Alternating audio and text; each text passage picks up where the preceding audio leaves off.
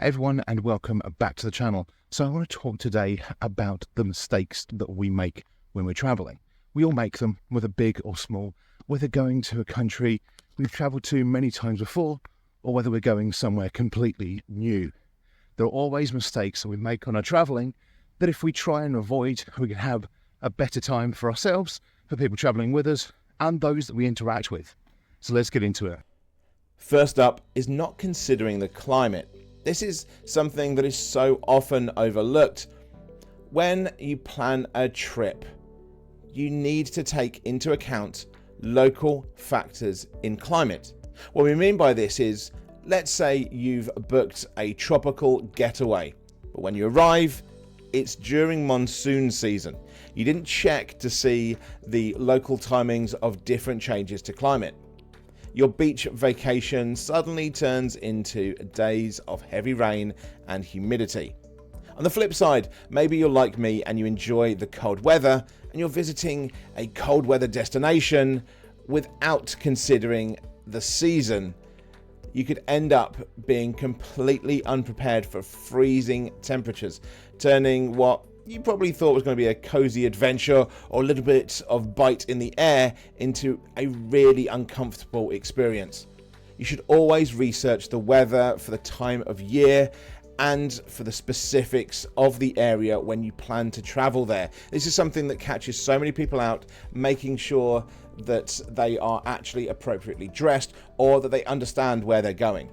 It's a simple step, but it ensures that you're packing for the right area, or at least you're ready to purchase the right things when you get there. You can prepare for the right activities and you can actually align with the conditions of what you were thinking about when going there. It's rather that than getting stuck indoors or constantly battling the elements. Next up, ignoring personal interests. Now, this is something a lot of people do.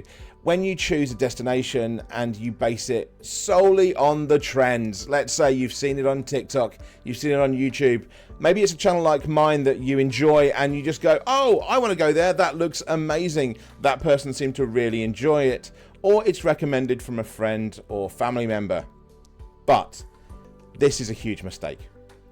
It often doesn't align with your own personal interests when you get there. Just because your friends or somebody online enjoyed it and had an amazing time doesn't mean it's the right fit for you. If you love quiet mountain retreats but end up in a bustling city, you might find that you're a little overwhelmed. Or maybe you're a history buff and the streets of Prague would be perfect for you, but you find yourself at a beach resort in Morocco where there's little to explore other than a few streets and the sandy beaches. It's essential to reflect on what truly excites you, not just what's right for the wallet or that you know somebody else really enjoyed. Are you an adventure seeker? Are you a culture enthusiast? Or do you crave relaxation? You make sure to align these to the destination that you choose. Now, maybe you're someone like me that wishes to go to every single country in the world. And so these little things may not matter, but it might mean that you want to go to specific parts of a country. Like me, I do pick out a lot of interesting parts to countries, or if I'm going into a major city, I make sure to find different areas that I'm going to enjoy more rather than sticking with the normal hustle bustle, because it's just what I enjoy. So if you're an adventurer that wants to see the entire world, that doesn't mean you have to fit yourself into somebody else's way of doing it. There's always a way to do it for yourself that each country will allow you to do. So aligning yourself with the destinations and your passions can guarantee you have a bit more of a rewarding trip. Next up is overlooking budget constraints. Now, if you have a look around my channel, you'll actually find a few videos that show you how to deal with budget traveling, whether that's going to hostels or whether that's going at certain times or things like that. There are ways around it, but it is one of the biggest mistakes that travelers make is that they don't align their destination with their budget. And it may be that you need to mix up what your plan is, or Maybe you need to get to a country through another country that may be a lot cheaper. For instance, if you're going to somewhere in Europe, it may be easier to actually fly to a further away country and get a bus through the countries back to where you need to go, because the buses are a lot cheaper and you could save hundreds of pounds, euros, dollars when doing this. So you can still have that right budgetary constraint that's there for you, but you need to make sure of the way in which you're doing it. And people don't do this that often and take the straight trip to the country, and then they're down several hundred and don't really have a great time when they are there. It's easy to get swept up in some kind of allure of luxury without actually realizing the full financial commitment you're making. Costs don't stop at the flights, of course. There's accommodation, meals, activities, transportation. These are the things you need to take into account. I do actually have a video in budget travel, if you look through my channel, that talks about this and talks about the fact that you need to look at your prioritization when traveling. Where do you want to put the heavier end of the money? Which way do you want to weight it? Are you somebody that's going to enjoy luxury meals, luxury stay, luxury travel? Where do you want to look across there? How much money are you looking at when you do it? There are ways of doing this. Budget constraints do not mean that you can't have a great time. Do not mean that you can't go to amazing destinations, but it may constrain you as to the way in which you do it.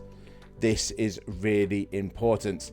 Of course, when you're choosing cheaper destinations, it may not offer the experiences that you're looking for, and you might end up being disappointed completely. So maybe this year, this season, you go somewhere completely different and have an amazing time, knowing that next year you're going to have an even better one going to the original destination you were hoping for.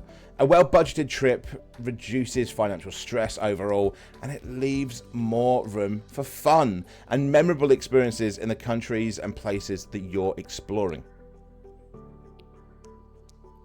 Next up is not researching local customs or culture. Now, this can be a really big one and can mean that it's anything from insulting a local and kind of getting a bit of a bad reputation up to criminal charges if you're not in full control and understanding of the customs and cultures locally. So traveling to a new destination can obviously be thrilling, but failing to research local customs or cultures can lead to really awkward situations. And like I say, even worse, you can offend the locals and get yourself into some serious hot water.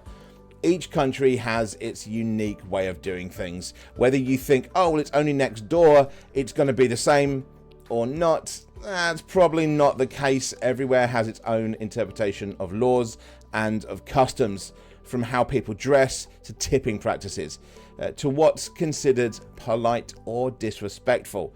In some countries, certain gestures like pointing or public displays of affection can be seen as rude. Others as something that's just day to day. Not knowing the language basics can also make interactions challenging, although having a few thank you, please in your back pocket can often get you a warmer welcome from the locals. Take some time to understand the cultural norms of your destination, what's expected and what to avoid. Being mindful of these differences not only enhances your experience, but it shows respect to the people and places you visit. It creates a more positive and immersive journey. You can make friends on your trip and not just be left out in the cold, isolated when you're traveling. And then finally, we have skipping local experiences for tourist traps. Now, this is a big one for me. I often say that I am a traveler, not a tourist. And I think the best way of describing this, the way I describe to many people, is a tourist knows exactly where they're going and a traveler has no idea. So when you're traveling, it's tempting to stick to the well-known tourist spots, you know, the landmarks you've seen in every guidebook, every YouTube video, and every TikTok shorts. But by doing this, you're risking missing out on the authentic local experience that can truly define a place. Tourist traps are often overcrowded and overpriced, giving you a cookie cutter experience that's far from unique. Instead, why not venture off the beaten path? Try local restaurants, visit smaller museums, or explore neighborhoods where locals hang out, get into conversations. And these experiences can give you a real sense of the culture and can often be far more memorable than ticking off famous landmarks, which is something that's kind of passé nowadays. In the end, travel is about discovery, so don't limit yourself to the obvious. Immerse yourself in the local vibe and create a story all your own.